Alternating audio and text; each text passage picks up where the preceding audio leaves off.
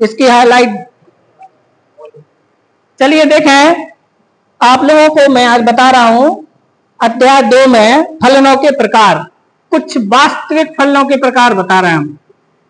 वास्तविक फलन, तो वास्तविक फलनों के कुछ प्रकार हम आपको बता रहे हैं, ठीक है। अब आपको इनमें याद क्या करना है, इन प्रकारों में आपको इनके रेंज और डोमेन यानी कि प्रांत और परिसर याद करना है, ठीक है ना। अब ये वास्तविक फलन क्या कहलाते हैं, डेफिनेशन समझे। ऐसे फलन जिनका प्रांत भी वास्तविक संख्या समुच्चय होता है और परिसर भी वास्तविक संख्या समुच्चय होता है, उनको हम वास्तविक फलन कहते हैं। सबको क्लियर हो गया? कौन से फलन कहलाते हैं वास्तविक फलन? जिनका प्रांत भी वास्तविक संख्या समुच्चय हो यानी वास्तविक संख्या में से हो और परिसर भी क्या हो, वास्तविक संख्या से, तो वास्तविक फलन कहलाते हैं।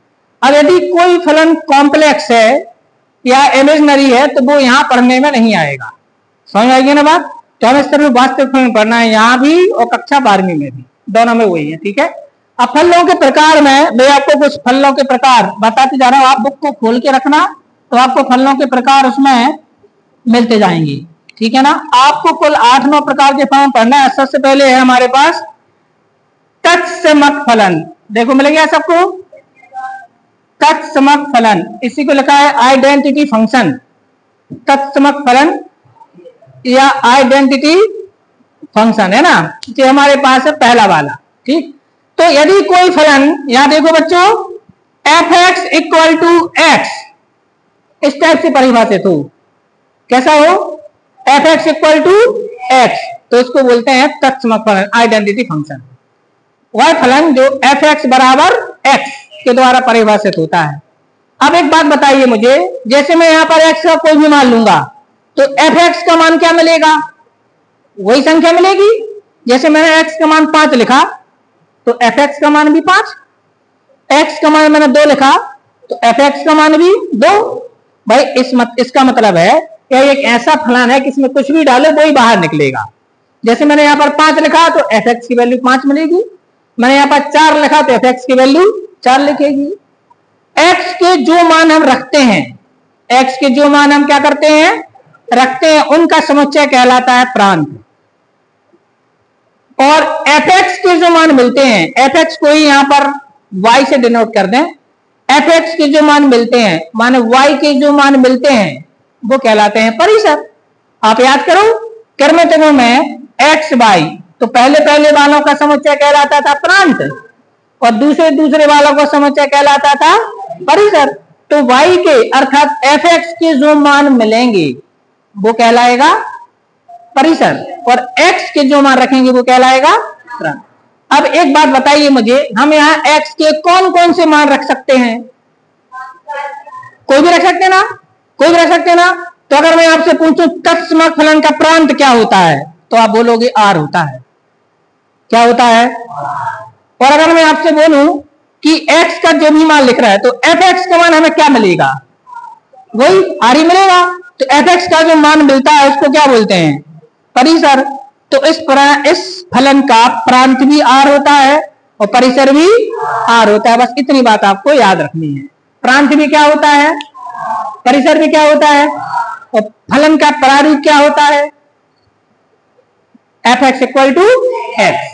मिल गया सबको? तो पहले प्रकार का फलन हो गया हमारा, है ना। अब हमारे पास दूसरा देखिए, दूसरा फलन कौन सा है हमारा, अचर फलन। दूसरा कौन सा है, अचर फलन। नंबर 2 पर हमारे पास आता है अचर फलन। ध्यान देना, अचर फलन या कांस्टेंट फंक्शन। अचर फलन या इसी को क्या बोलेंगे, कांस्टेंट फंक्शन। तो यदि कोई फलन f(x) = c इस टाइप से परिभाषित हो, f(x) = c, तो ऐसे फलन को बोलते हैं अचर फलन। इसका मतलब क्या है, इसका मतलब x का मान कुछ भी रखो, f(x) का मान तो c निकलेगा। जैसे मैं यहाँ पर x का मान 1 लिखूं तो f(x) का मान c, क्योंकि यहाँ x ही नहीं है। मैंने x का मान 2 लिखा, f(x) का मान c। मैंने x का मान -3 लिखा, f(x) का मान c, इसलिए तो अचर है। अचर मतलब जो बदले ना। तो अगर मैं आपसे पूछूं कि इस फलन का प्रांत क्या होगा, प्रांत, डोमेन, तो इसका डोमेन होगा, क्योंकि आप कुछ भी रख सकते हो, कुछ भी रख सकते हैं ना, x का मान कुछ भी रख सकते हो, और x के मान का समुच्चय कहलाता है प्रांत। अगर मैं आपसे बोलूं परिसर क्या होगा, यहां पर परिसर c, नॉट r, c, क्यों? क्योंकि fx का मान तो तुम्हें c मिल रहा है हर बार। तो अचर फलन का प्रांत क्या होता है, परिसर क्या होता है, किस टाइप से परिभाषित होता है, fx equal to c type से। मतलब यहां पर एक ऐसी राशि होगी जो बदलेगी नहीं, ठीक है ना। तो हमारे पास दो, तीसरा फलन बोलिए, तीसरा आ गया बहुपदीय फलन या बहुपद फलन, पॉलिनोमियल फंक्शन, इसी को क्या बोलेंगे इंग्लिश में, पॉलिनोमियल फंक्शन। तो बहुपदीय फलन कहलाता है ऐसा फलन जो fx equal to ax plus या a0x 0 plus a1 x1 plus a2 x2 plus dot dot dot इस टाइप से परिभाषित होता है। यहां पर जो ये पूरा का पूरा एक व्यंजक आएगा ये बहुपद होगा। और बहुपद किसको कहते हैं, बहुपद कक्षा 9 ऐसा बीजीय व्यंजक जिसकी सभी घातें धनात्मक पूर्णांक हो, सभी घातें क्या हो, धनात्मक पूर्णांक होना चाहिए। तो ऐसे फलन को अपन क्या बोलते हैं, बहुपद बोलते हैं। तो यदि कोई फलन fx बराबर किसी बहुपद से संबंधित है, एग्जाम्पल जैसे मैंने लिखा fx equal to 3x² plus 7, तो ये एक बहुपद फलन है। क्यों? क्योंकि यहां पर क्या लिखा है, बहुपद लिखा है, तो ये बहुपदीय फलन है। या मैं लिख दूं fx equal to 4x³ plus 5x² plus 7x minus 9, ये भी क्या है, एक बहुपदीय फलन है। तो ऐसा फलन जो fx इक्वल टू किसी बहुपद से कनेक्ट होता है, संबंधित होता है, उसको अपन बहुपदीय फलन या पॉलिनोमियल फंक्शन कहते हैं। बस आपको ये ध्यान रखना है पॉलिनोमियल किसे कहते हैं, ये ध्यान रखना है। तो पॉलिनोमियल कहलाता है ऐसा बीजीय व्यंजक जिसकी सभी घातें, मानिए ये जो पावर है ये धनात्मक पूर्णांक होना चाहिए या शून्य भी चलेगी, शून्य या धनात्मक पूर्णांक होने चाहिए सारी घातें। अगर घात नेगेटिव हो जाए या रेशनल हो जाए, नेगेटिव मतलब -2 -3 या 1/2 1/3 इस टाइप की घात आ जाए तो फिर वो बहुपद, अगर बहुपद नहीं है तो वो बहुपदीय फलन भी नहीं कहलाएगा। ठीक, तो ये तो हुआ आपका फंक्शन। अब आता है इसके प्रांत और परिसर पर। तो मुझे बताओ इसका प्रांत क्या होगा। प्रांत कहलाता है x का मान। तो हम यहाँ x का कौन कौन सा मान रख सकते हैं, कोई भी रख सकते हैं ना, स्वतंत्र है, हम x का कोई मान रख सकते हैं। तो इस फलन का प्रांत क्या होगा, r, तो इसका प्रांत r होता है। और प्रांत मतलब डोमेन। और इसका परिसर क्या होगा,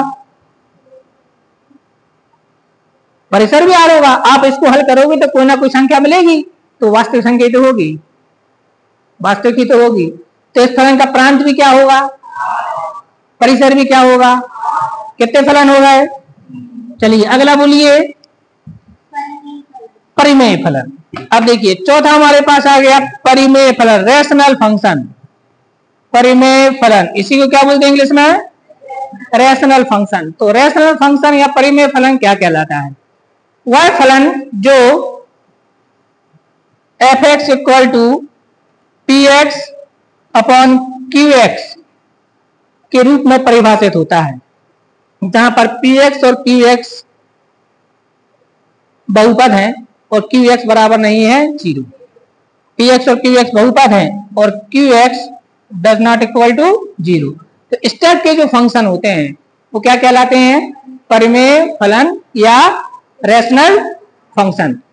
एग्जाम्पल देखिए, जैसे मैंने एक फलन लिखा fx equal to x² minus 5 upon x plus 3, क्या ये बहुपद है, यस है, क्या ये बहुपद है। तो दो बहुपदों का अगर हम इस टाइप से p बाई क्यू की फॉर्म में लिखते हैं, बटे के फॉर्म में, तो इसको बोलते हैं परिमेय फलन। क्या बोलते हैं इसको। तो यदि कोई फलन इस टाइप से परिभाषित है जहां पर px और qx क्या है, बहुपद है, और qx does not equal to 0, समझ में आ गई ना बात। तो इस प्रकार के फलनों को अपन क्या बोलते हैं, परिमेय फलन। अब आप बताइए इनका रेंज और डोमेन, तो डोमेन मतलब एक्स का मान, यानी कि प्रांत। इसका प्रांत क्या होगा बताओ मुझे? इसका प्रांत होगा आर, कुछ भी रख दो एक्स का मान। एक्स का यहां पर आप कोई भी मान रख सकते हो, तो उसको क्या बोलेंगे? इसका प्रांत। परिसर क्या होगा?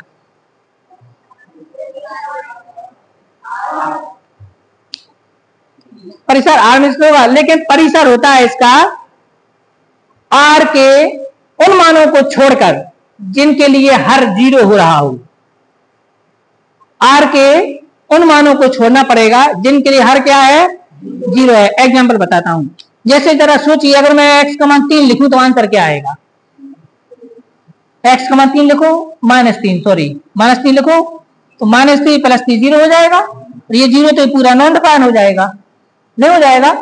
अगर इसका मान मैं -3 लिख दूं तो आ जाएगा x² - 5 x² - 5 अपॉन -3 + 3, तो x² - 5 अपॉन 0, लेकिन qx क्या नहीं होना चाहिए? तो ये तो नॉन डिफाइन हो गया ना, नहीं हो गया। तो इसका मतलब हुआ हम इसके बेमान नहीं ले सकते हैं जो जिन पर जीरो होता है, तो इसके प्रांत में से वो हटाना पड़ेंगे। तो इसका प्रांत होगा आर में से उन संख्याओं को छोड़ना पड़ेगा जिनके लिए हर क्या होता है? जीरो, वो छोड़ करके। और परिसर, तो परिसर बोल देंगे आर, तो परिसर होगा आर, लेकिन प्रांत क्या होगा? आर में से उन संख्याओं को छोड़ना पड़ेगा जिनके लिए हर जीरो होता हो, जिनके लिए हर क्या होता हो? बस तो हर में जो बहुपद है उसके शून्य छोड़ना पड़ेंगे। ऋण इसका शून्य है, तो हर में जो बहुपद है उनके क्या छोड़ना पड़ेंगे? शून्य। जैसे मैं एक और एग्जांपल आपको बताता हूं, जैसे हमने एक बहुपदीय फलन लिखा, ध्यान दीजिए इस पर। मैंने लिखा f(x) = बोर्ड पर ध्यान दें, x² + 7 और नीचे लिखा x - 3 और x - 2, ये लिखा मैंने, ठीक है। बहुपदीय फलन है, सॉरी परिमेय फलन है, हाँ है। अब आप देखो जरा, ये x = 2 और 3 पर नॉन डिफाइन है क्या? x बराबर किस पर नॉन डिफाइन है? अगर मैं x का मान 2 लिखूंगा तो ये पूरा जीरो हो जाएगा, और x का मान 3 लिखूंगा तो भी ये जीरो हो जाएगा। तो किसको छोड़ना पड़ेगा मुझे? तो कोई भी बच्चा बताओ इसका प्रांत क्या होगा? r - 2, 3, माने r में से किसको माइनस करना पड़ेगा? बाकी सब हो जाएंगे। और इसका परिसर, तो r बोलोगे, परिसर बोलोगे तो क्या आएगा? नहीं, प्रांत मतलब x का मान, तो x का मान अपन 2 और 3 नहीं रख सकते, तो प्रांत में से ये घटाना पड़ेगा। तो प्रांत में सही लिख रहा हूं, प्रांत होगा r - 2, 3 का सेट, ये होगा प्रांत। और परिसर, परिसर तो बाद में मिलना है मान लिख करके, तो वो कोई भी हो सकते हैं। तो आपको परिसर क्या हो जाएगा इसका? r, लेकिन प्रांत क्या होगा? r - 2, 3, 2, 3 का मतलब है 2 और 3। अभी आपसे जो समस्या बनेगा इसको r में से माइनस करना है। एक बार फिर से मैं आपको बता दूं, मैं स्टार्टिंग में जब मैंने बोला था प्रांत का, तो फिर तुरंत सुधार दिया था, तो सुन नहीं पाए कि प्रांत में, प्रांत कहलाते हैं x के मान, और x के हम कौन कौन से मान रख सकते हैं जिनके लिए ये परिभाषित हो। तो 2 और 3 पर तो ये अपरिभाषित हो जाएगा, तो 2 और 3 को छोड़ करके जो r होगा वो इसका प्रांत है। क्लियर है ना? और इसका परिसर क्या है? r, कुछ भी नहीं। अगला फंक्शन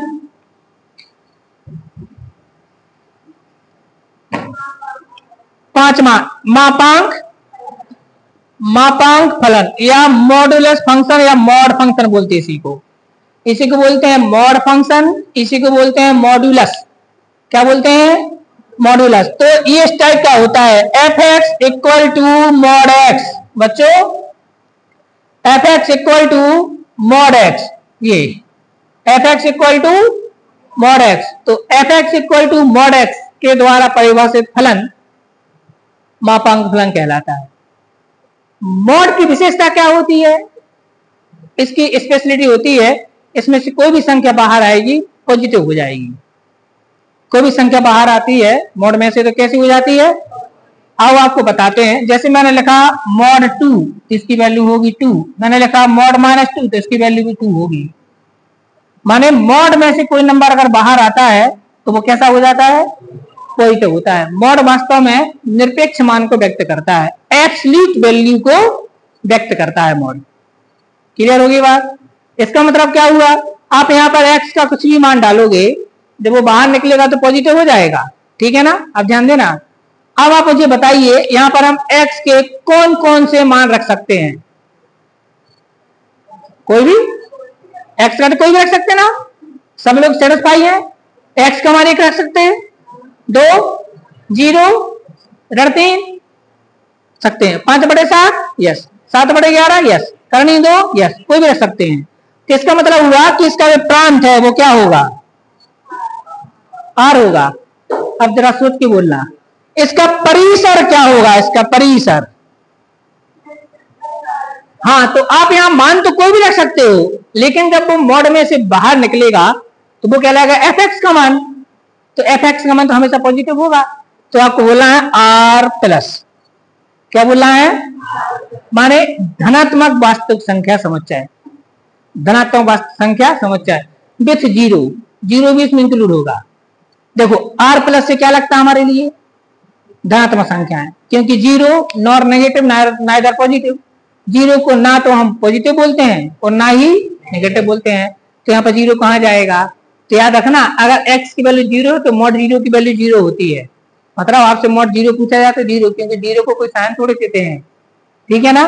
तो ध्यान रखना, r प्लस का मतलब यहाँ पर अगर 0 के बारे में उल्लेख हो तो बोल देना है यस। तो 0 कहाँ पर आ जाएगा? इसका परिसर में आ जाएगा।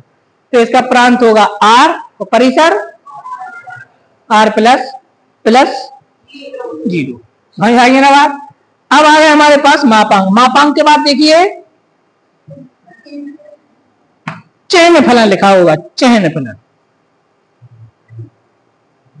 चयन फलन मिल गया ना आपको? Sine function. तो साइन फंक्शन या चयन फलन क्या कहलाता है? बोर्ड पर ध्यान दो बच्चों, बोर्ड पर ध्यान दो। fx equal to mod x upon x, इस प्रकार से परिभाषित फलन को बोलते हैं चयन फलन। किस प्रकार से? fx equal to mod x upon x, fx equal to mod x upon x द्वारा परिभाषित फलन को क्या बोलते हैं? चयन फलन बोलते हैं। याद रहेगा आपको? अब सोच करके बोलना, इसका प्रांत क्या होगा? प्रांत कहलाता है x का मान, तो x तो कोई भी लिख सकते हो, x का मान 1 लिख सकते हैं, 2, 3, 4, 0, 0, 0.0,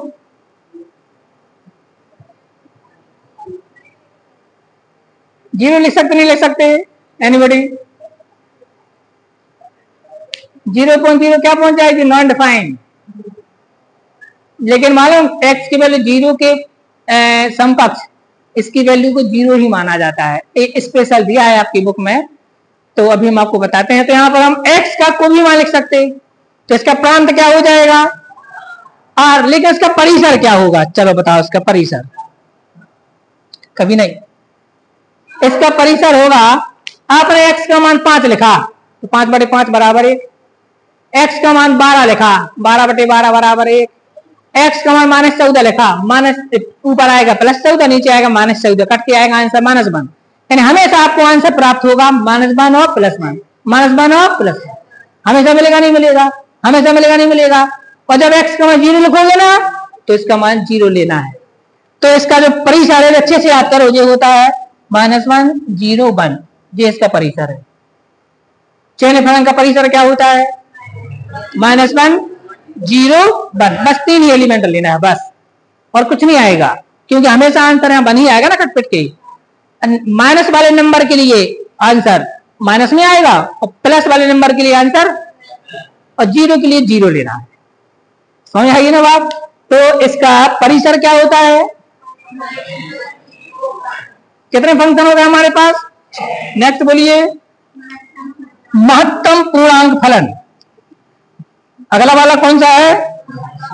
ग्रेटेस्ट इंटीजर फंक्शन, महत्तम पूर्णांक फलन। इंग्लिश में क्या बोलना है? Greatest integer function. क्या बोलना है इंग्लिश में? तो f(x) equal to greatest integer of x, square bracket के अंदर लिख दो। तो इस प्रकार से जो फलन परिभाषित होता है इसको बोलते हैं महत्तम पूर्णांक फलन। क्या लिखते हैं? एफ एक्स इक्वल टू, इसके ब्रैकेट में क्या लिख देना है? एक्स। एक्स को किस में लिखना है?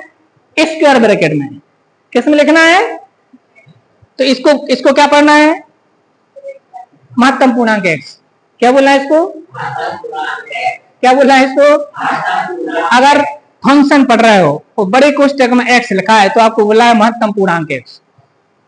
कब? जब हम फलन पढ़ रहे हो, गणित में कहीं भी आप फंक्शन पढ़ रहे हैं और बड़े कोष्टक में इसके ब्रैकेट में एक्स लिखा है तो क्या पढ़ना है उसको? क्लियर होगी ना बात? अब इसका मतलब क्या है ध्यान देना। मैं यहां फिर से आपको एक बार और समझाता हूं मॉड के साथ। सब बच्चे यहां बोर्ड पे देखेंगे और मुझे आंसर बताएंगे। जैसे मैंने लिखा तो इसका आंसर क्या आएगा? 3 आएगा। इसका आंसर 3 ही आएगा। इसका आंसर और इसका आंसर।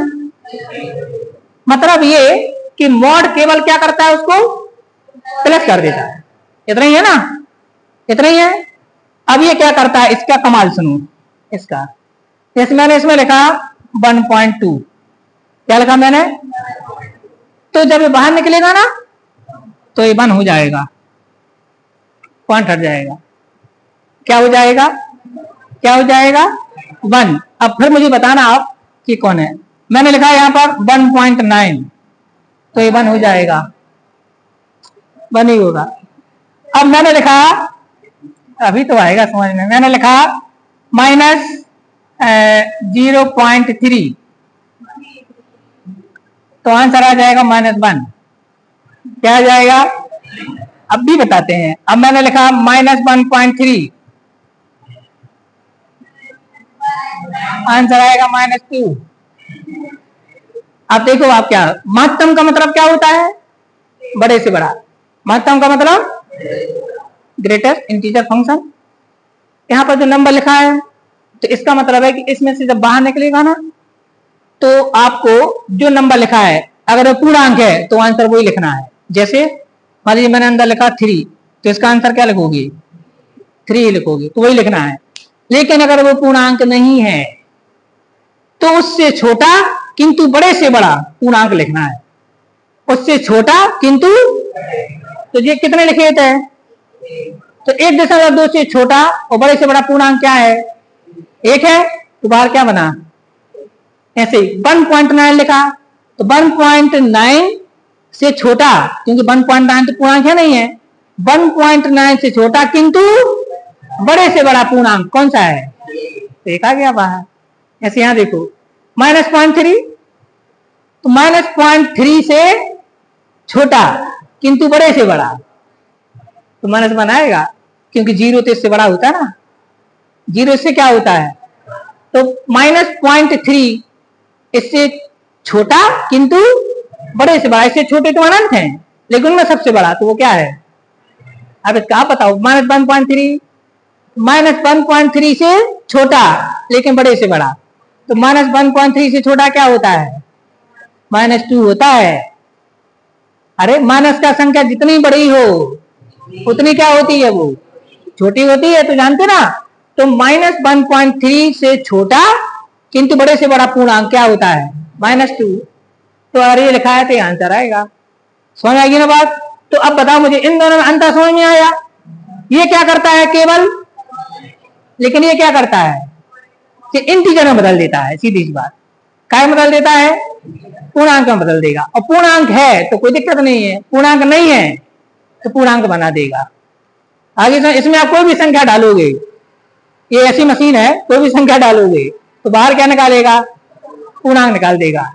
आगे बात में उसकी सेटिंग कर देगा, कटिंग बटिंग कर देगा, ऊपर नीचे का सब छाड़ देगा, पॉइंट सब छाड़ देगा उन्हें, और जो बचा वो निकाल देगा। ठीक है ना? तो छोटा ये हमारे पास कहलाता है महत्तम पूर्णांक फलन। अब मुझे बताओ इसका प्रांत क्या होगा? इसका प्रांत, वेरी गुड, कौन बोला यहां पर? आर।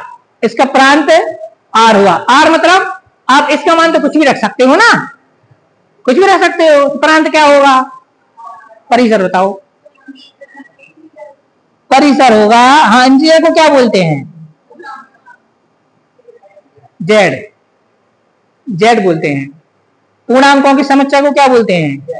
जेड। तो बताओ, महत्तम पूर्णांक फलन अर्थात ग्रेटेस्ट इंटीजर फंक्शन का प्रांत क्या होता है? प्रांत मीन्स डोमेन। डोमेन क्या होता है? और परिसर क्या होता है? जेड। परिसर मतलब रेंज होती है जेड, प्रांत होता है आर। सबको क्लियर हो गया? और परिभाषित कैसे होता है? F X equal to greatest integer X. इसका सिंबल क्या होता है? Square bracket. क्या होता है? चलिए 7 हो गए। और बताइए, 7 ही है कि एक और है? तो ये हमारे पास 7 प्रकार के फंक्शन। एक और आपका परिमेय वो नहीं है, करणी वाला फंक्शन। चलो ठीक, कोई बात नहीं। तो यहां पर देखें, इन 7 में आपको ध्यान क्या रखना है? इन 7 में ध्यान क्या रखना है? इन 7 के आपको ध्यान रखना है